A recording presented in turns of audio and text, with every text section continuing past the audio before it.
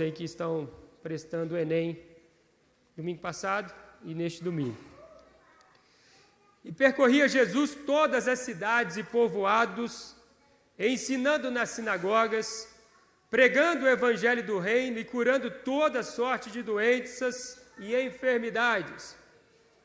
Vendo ele as multidões, compadeceu-se delas, porque estavam aflitas e exaustas, como ovelhas que não têm pastor.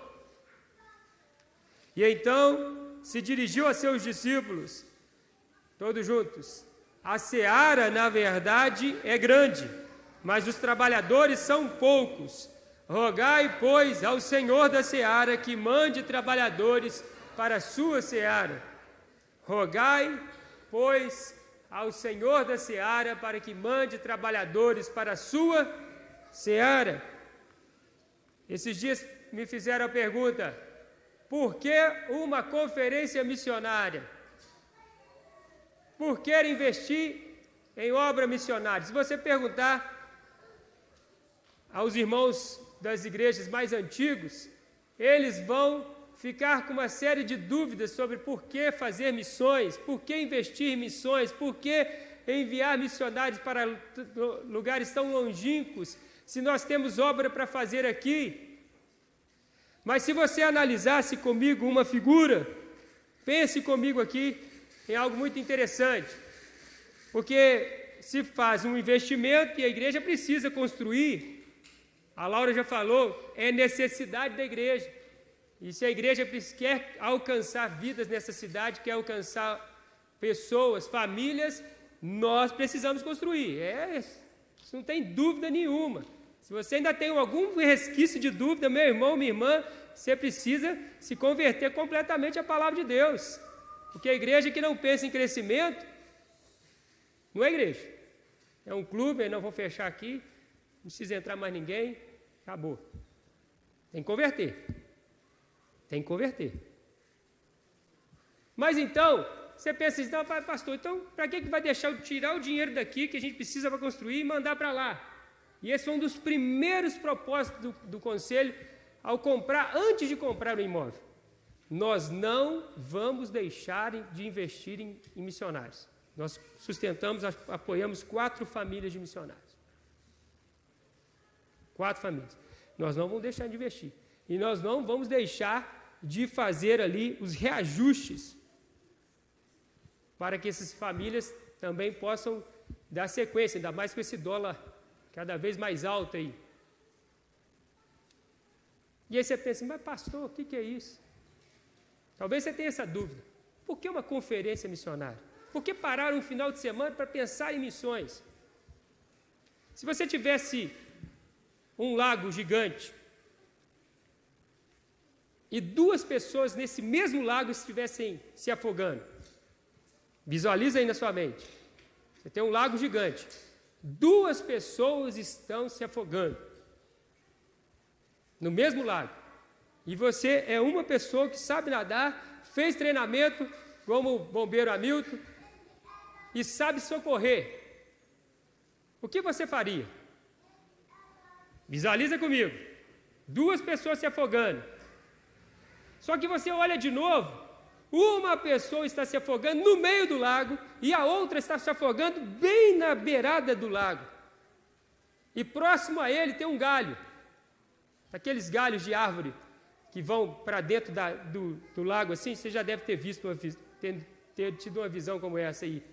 Imagina aí, tem um galho, tem uma árvore ali plantada junto àquele lago e o galho está estendendo assim, torto. Aí você grita para esse: segura no galho! E pula para salvar o que está no meio do lago. Conseguiu visualizar essa mensagem, essa imagem? Assim é a igreja, irmão. Hoje no Brasil, nós já somos praticamente 30% de evangélicos cristãos que pregam a Bíblia. Muitas igrejas não pregam com fidelidade a palavra de Deus, mas estão de alguma forma semeando a Bíblia, semeando a mensagem de Cristo. E Paulo diz que preguem, se pregam certo ou errado, de alguma forma a mensagem está sendo pregada e vidas podem ser encontradas em Cristo Jesus, libertas em Cristo Jesus, com esses galhos que nós temos no Brasil. Nós temos muitos galhos aqui em Juiz de Fora, não temos? Só de igrejas presbiterianas nós somos 11. Nós temos muitos galhos aqui em Juiz de Fora. Mas sabe quantos galhos nós temos lá no Iraque? Sabe quantos galhos nós temos em Suleimania?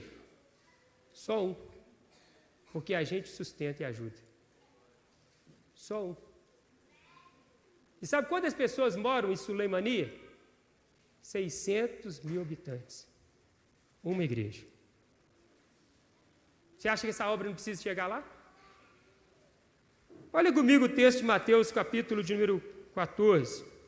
Preste atenção que está escrito, 24, na verdade. 24, 14. Vamos ler juntos. O que está escrito aqui, querido?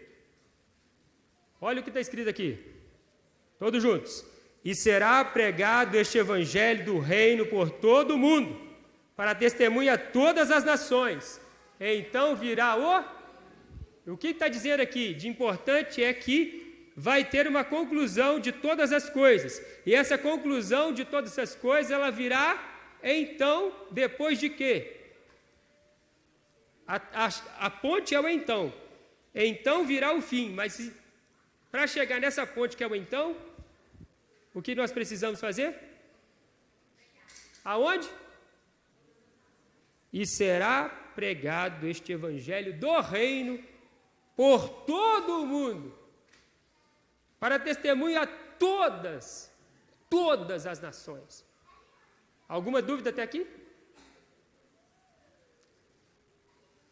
Pedro, escrevendo sua primeira carta, ele fala que o Senhor tem sido compassivo, por isso ele ainda não retornou, e ele fala também que os anjos anelam pregar a palavra de Deus, e o Senhor responde para Pedro assim: esta tarefa eu deixei com a igreja. A igreja precisa pregar, não são os anjos que vão pregar.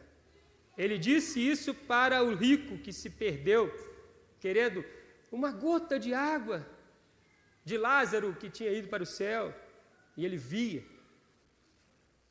Deixa eu voltar então, porque senão meus parentes, meus irmãos, meus primos, meus parentes vão vir para cá também, para esse local de tormenta pelo resto das suas vidas. E a palavra da parábola diz assim: eles têm os profetas. Quem são os profetas de hoje, meu irmão? Somos eu e você. Somos eu e você. E aí eu volto ao texto de Mateus 9, para terminarmos essa mensagem devocional, desse culto, da nossa 6ª conferência missionária. Mateus 9, os últimos versos, diz que Jesus percorria todas as cidades e todos os povoados. O todos está ligado aos dois, não só as cidades, mas os distritos também, os povoados também. Ensinando nas sinagogas, pregando o evangelho do reino e curando toda sorte de doenças e enfermidades. O que Jesus pôde fazer como homem limitado, geograficamente, no momento ali, naquele instante ali que ele estava aqui, nessa terra, ele fez. Ele foi a todos os lugares, todas as cidades, todos os povoados. E aí, ele viu as multidões. Muita gente precisando da palavra de Deus, muita gente precisando ser resgatada. E ele se compadeceu, ele sentiu a dor desse povo que estava sem esperança, sem direção, sem saber para onde ir, sem conhecer a mensagem de salvação. E ele dirigiu então aos seus discípulos, e eu quero te convidar a ler novamente. Vamos juntos? A seara, na verdade, é grande, mas os trabalhadores são poucos. Rogai, pois, ao Senhor da seara que mande trabalhadores para a sua seara. Então eu preciso rogar, eu preciso orar ao Senhor da seara. Os campos já estão brancos, tem gente eleita de Deus em todas as nações, porque Apocalipse termina, eu termino a palavra também dizendo isso. Apocalipse está descrito que de todas as tribos, povos e línguas, nós teremos representantes adorando ao Cordeiro nos céus celestiais, na presença de Deus, nas mansões celestiais. E nós precisamos ir a esses campos. Por que uma conferência missionária? Porque a gente ora na conferência missionária por missões. Por que uma conferência missionária? Porque a gente pede a Deus que mande trabalhadores para essas searas. Por que uma conferência missionária? Porque a gente desperta a igreja. Espera aí, nós precisamos de despertamento para entendermos que Deus tem chamado eu e você para cumprirmos essa tarefa. Se eu não posso ir, as missões são feitas com os pés dos que vão. Ah, mas eu não posso ir com os meus pés, geograficamente falando. Mas eu posso ir com as minhas mãos, contribuindo para aqueles que estão indo.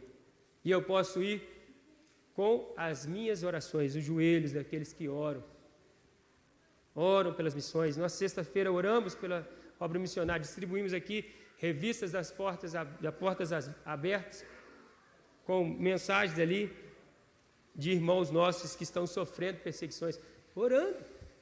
Por que uma conferência missionária? Porque esse é o propósito da igreja. Todo culto tinha que ser missionário. Todo culto tem que ser missionário. Porque tem gente se perdendo. E a mensagem precisa ser pregada. Vamos orar?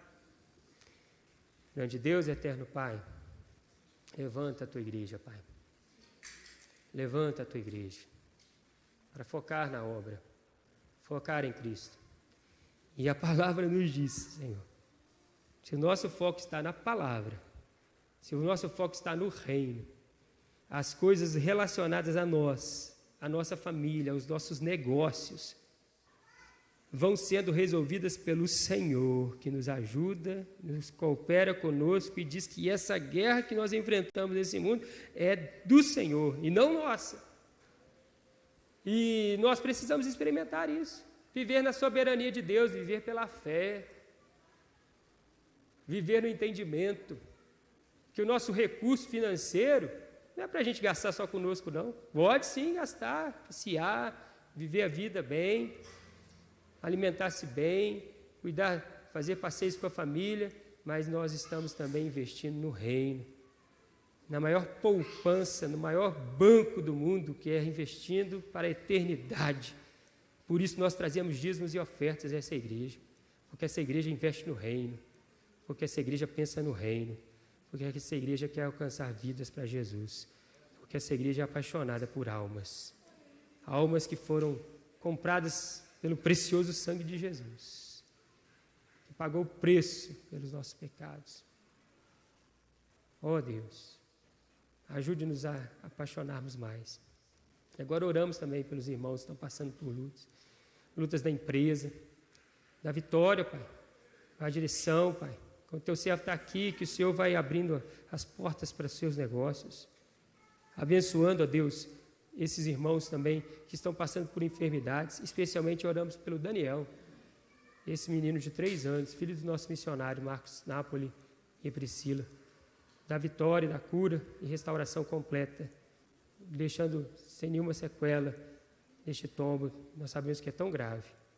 Abençoe, ó Deus, os demais irmãos enfermos, abençoe os irmãos que estão fazendo Enem para se especializar e se especializando, que eles possam entender que eles estão sendo levantados, não para ser cauto, mas cabeça nesse mundo, pregando e vivendo o Evangelho.